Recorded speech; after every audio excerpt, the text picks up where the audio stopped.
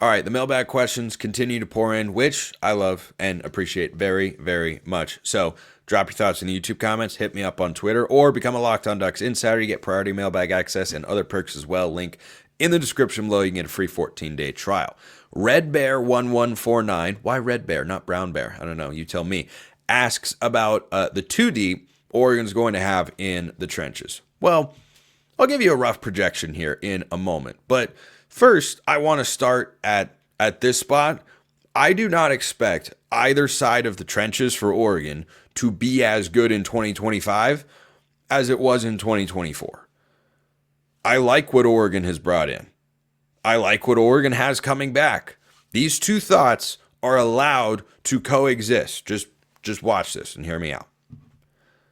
I can look at Emmanuel Pregnon coming over from USC and say, that's a veteran depth piece along the offensive line and the interior. And I can look at Isaiah World coming over from Nevada and say, boy, he has got a ton of potential. All-world potential, you could say. Or Alex Harkey coming in at tackle and how Oregon's recruited that position in the last couple of years and say, I think they're going to have a solid option there. You can think that while also thinking, boy, Nishad Strother was really good. I hope there's a guy in there as good as him. And you could find more production out of the guard position, at least in the eyes of Pro Football Focus, outside of Strother. Poncho's back at center. I love that. But are you expecting Harkey and World to come in and suddenly be as good as one tackle who might be first round caliber and one tackle who might be second, third, or fourth round caliber? Right away, immediately? Perhaps that happens. Perhaps it does.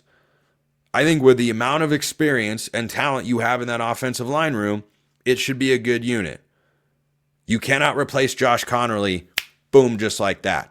The way he played this year, particularly in the second half, PFF, I believe, had him giving up just one pressure from week 7 on through the Big Ten championship game. That's insane. That's some Penei Sewell stuff. Now, the difference between Conerly and Penei is Sewell was doing it from essentially the time he was a true freshman. He might be the best right tackle in all of football, Penei Sewell. And Conerly has built himself into being a first-round caliber NFL draft selection. That didn't happen overnight. That happened over time. I know I'm going to talk about this more later, but there's this idea that floats around on the good old interwebs that Oregon doesn't recruit and develop talent, which is, patently false, but, other people don't want to let facts get in the way of their sarcastic tweets that make them feel good. So Conerly, being as good as he is, I don't think you can expect either one of those tackles to be that good right away, because Conerly played a little as a freshman. He started as a sophomore, and he was solid but not great. First half of this year, he was good. Second half of this year, he was one of the best tackles in the country. It doesn't click for everybody right away. And I look at Harkey and World and say, yeah, they can be solid. Absolutely. I expect them to be good players. I don't expect them to be the same caliber as both Johnny Cornelius and Josh Conerly. That was a rare tackle combination. I had Max Chadwick of Pro Football Focus on at some point. I think it was during the season before. Anyway, he said that outside of LSU, who have a couple of All-American caliber guys, Oregon's combo of tackles was his favorite in the country. That's not common. There are well over 100 FBS college football teams. So do I think you can be a good above average unit there? Yes, absolutely. Do I think you can get the same level of production you got this year? I highly doubt it. Never say never, but I'm not banking on that. That's not where my head is at. That's not where my expectations are. Maybe they surpass my expectations, but obviously I don't expect them to. So that's one side of the ball. Other side of the ball, same sort of deal. I am excited to see what some of the young guys can bring to the table, like Amari Washington starting for the first time, or maybe Terrence Green, sees a bigger role. Aiden Breland will be going into his second year. Like, bunch of names that we followed for the last couple of years, been waiting for. There's going to be an opportunity there. I look at the edge room and I say, boy, you're really good. You're really good. You lose Jordan Birch, Tatum Tuiotti's there, Blake Purchase is back, Mateo is probably a top 10 pick. This is going to be an elite unit. But can you be as good when you lose one first-round caliber guy in Derrick Harmon, another guy that probably gets drafted in Jamari Caldwell, or else I imagine he wouldn't have declared for the NFL draft if he hadn't gotten good feedback along those lines, and another guy in Jordan Burch who's also going to be drafted at some point. I don't really know when, probably in the middle rounds, but that's a lot to ask for, to say you're going to be at that same level. So I think Oregon will have good trench play. I thought this year it was great. I thought it was really, really great. Doesn't mean it was great every game, but if you look at the whole 14-game season, Oregon had great trench play with a lot of talent. And when you lose those sorts of guys, I just don't have the expectation that it's going to be at the same level. So yeah, I see a little bit of a step back coming on. And an example I have cited before on this, along the offensive line, is going from Jackson Powers Johnson to Poncho.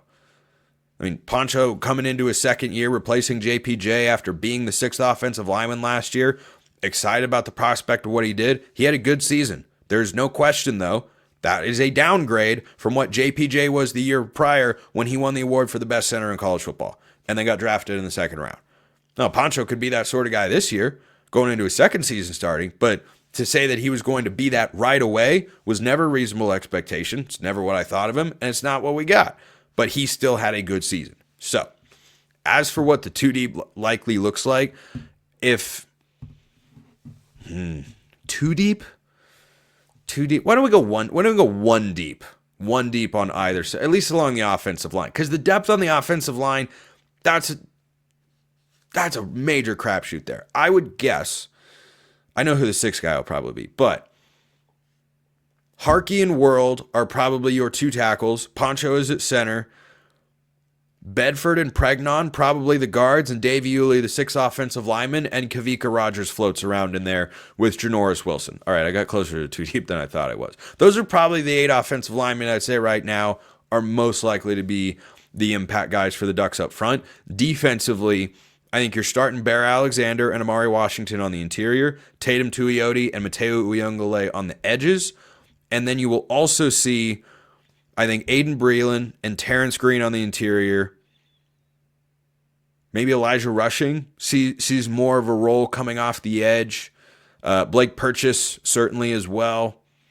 Those would probably be the 8 defensive linemen I would look at and say you're probably going to get a lot of them, but we'll see. I mean, Oregon mostly played 3 interior defensive linemen this year. I think they want to play 4.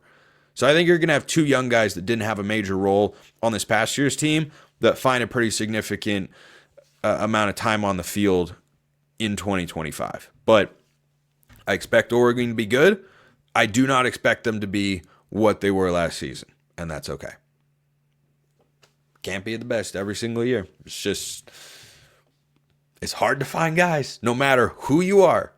When you lose somebody who is mega talent, Alabama, by the way, lost Caleb Downs to the transfer portal. Well, they had other capable, talented guys on the roster. They didn't get the same production from the safety position. Some guys are just hard to replace. That's the way the cookie crumbles. So,